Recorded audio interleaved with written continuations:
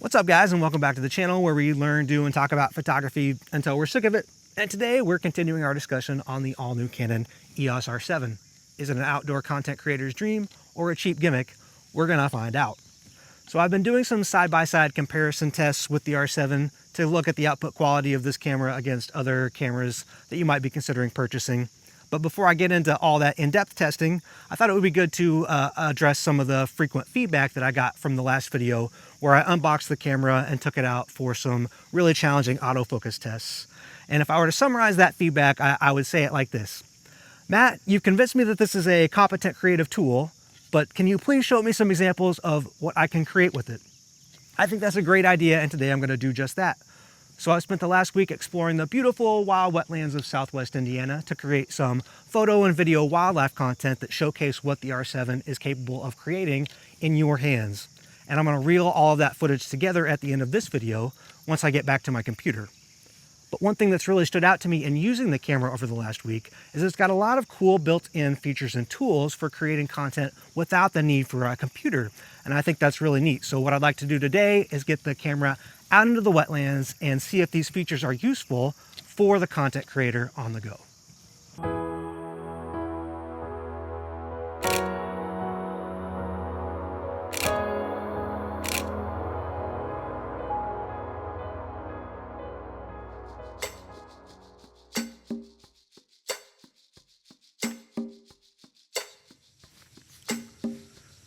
While I'm waiting for the burst to stir up, I'm capitalizing on the beautiful sky, the good light, and making good use of the time by creating time-lapse landscapes. So this has been a pretty common feature in Canon cameras for a while and other brands of cameras, but if you're new to creating time lapses, you might take for granted that formerly the way to do this was creating a series of long exposure stills at intervals and then combining them together in special computer software to make a video. Now that product is totally ready to go right out of the camera. One downside to that is that I'm always conflicted between whether I want to take a high resolution, high dynamic range still or a time-lapse video, right? I can't exactly do both, but the R7 has some interesting new features where it captures 4K time lapses, which is a pretty good resolution for sharing on social media, but it also allows you to capture stills from the time lapses right in the camera. So I'm pretty excited to try that out, see if we get a good product out of it.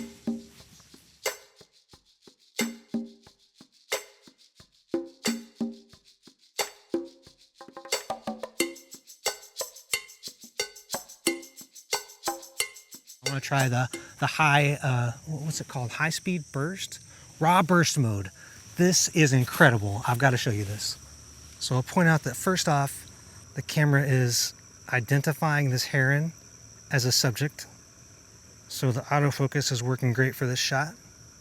Second off, I'll show you what happens when I shoot a burst. There's no sound at all. It just puts this white border around the screen.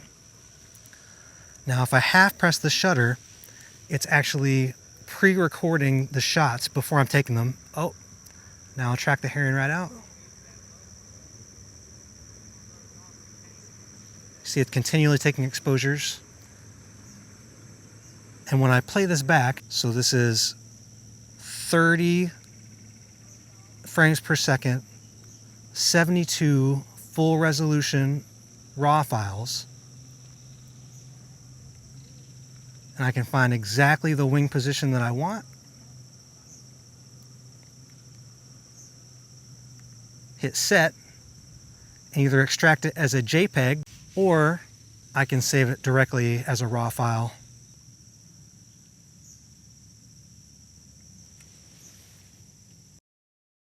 So another spec set that I'm loving about the R7 are the video recording modes. It records an oversampled 4K video called 4K Fine at up to 30 frames per second.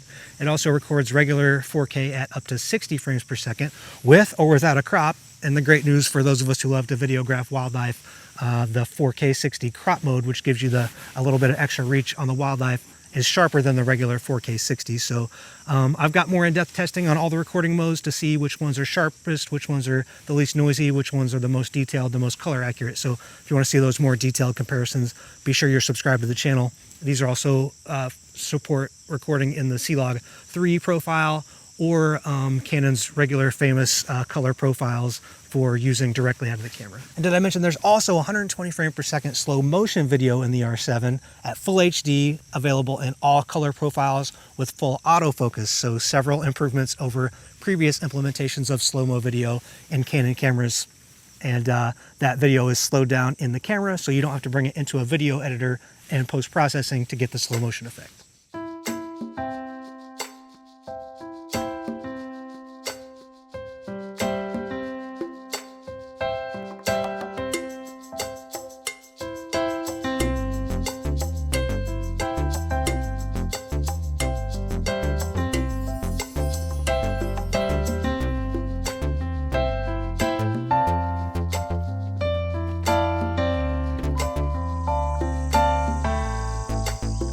Well, if you watch my channel, you know I'm really all about the landscapes, and I haven't had a good chance to try this camera in a landscape situation.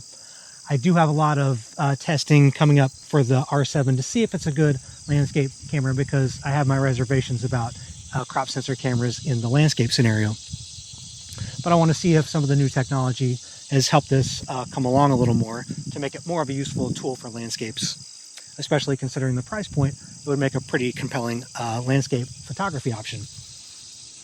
One thing that's in this camera is built-in HDR shooting, so that interests me. I want to check that out. Often when I have a high dynamic range scene like this, really bright highlights in the reflection in the sky, and as well as deep shadows in the woods there, because I'm shooting basically into the sun. You can see the flare there if I block it out with my hand. I'll take the multiple exposures and sort of blend them together on the computer in a post-processing process.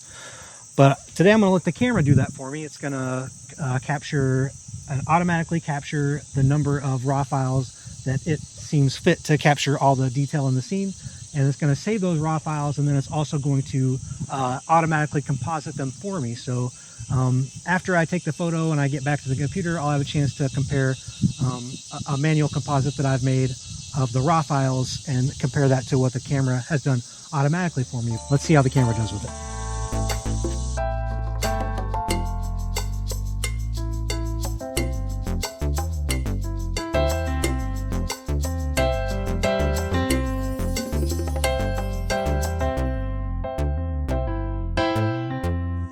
Okay, so it took about 5 to 10 seconds for the camera to make a composite for me. It automatically decided it needed 2 exposures. It gave me a JPEG composite that's slightly cropped in, as well as the 2 original raw files that it used to make that composite. So I'll play around with those on the computer. I'll put them side by side so you can draw some conclusions. I would have to say, in a pinch though, that was a pretty useful feature. It definitely looks better than a JPEG made from a single exposure. Another trick the R7 has up its sleeve is automatic focus bracketing. So this is a technique that you would generally use with lots of exposures at different focus points that you would stack together later on your computer in a very tedious manual process to give you extra depth of field in your macro shots. So when you're shooting really close to your subject and you've got that shallow depth of field, like this leaf, for example, in this collage sort of leaves with the interplay of golden backlight coming through it. I couldn't get the entire leaf in focus because the focal point was so close to the camera. So ordinarily on cameras, even that have a focus bracketing feature, it will take increments of different focal points, and then you'll either have to blend them together on a special software on your computer that's included with the camera, or in special software that you purchase separately. The R7 does the composite in the camera for you, so you've got a JPEG that's ready to post right after taking the photo.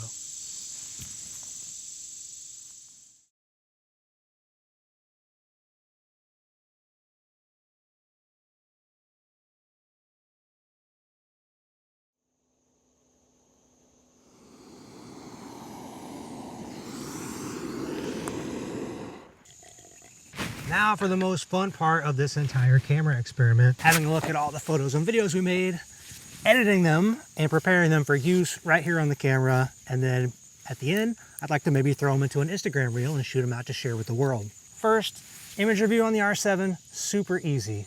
You're looking at the photos on the screen, you zoom in and out with the rocker. You can zoom through hundreds and thousands and millions of photos at once, just in case you're not familiar with how the Canon operating system works. Okay, so first, here's one from a raw burst of this egret. I love this raw burst feature. You can see how it's let me capture the egret launching in all of these different positions, 30 frames per second. Lots of options to choose from. So I'm gonna pick the one that I like, which is this one where the head comes above the wings, and you can see you can see the spray of water. Here, I'll zoom in on it. You can see the spray of water coming off of the beak of the egret. And I'm gonna extract it as a JPEG, and there's an option to edit and save. So I'm gonna go to edit and save, and I can actually make a lot of the raw adjustments that I could make in like Adobe Lightroom or Photoshop, but without having to pull it into the computer. So for example, I can go in here and darken it a little bit, which is sort of like making an exposure adjustment. So I'll darken it a little bit to my taste so that egret really stands out. Of course, this is a raw file, so it's preserving all the raw detail. And I can, there's a new clarity adjustment here. So that's, again, very similar to the kind of adjustment you would find in a photo editor. I'm not gonna make any of those kinds of adjustments, but I can go in and change the color temperature, the picture style, really process this out just like I would do in a computer, and then save it as a file. So I think maybe I'll just make this an egret theme post to go in here and go through a few of the videos that I made of the egrets. I'll trim them up just how I want them. They're in super high-res 4K, so when Instagram or TikTok reformats it to be a vertical video, there's still lots of good detailed resolution there. I'll also grab the time lapses that I made, and I'll grab some stills from the time lapses also. So maybe I'll go through and process a couple of the raw stills as well.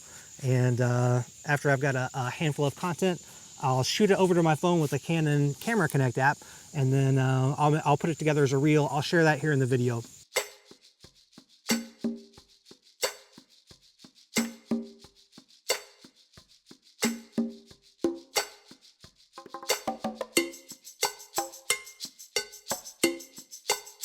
Okay, so that was the reel that I made only with the Canon EOS R7 for reel.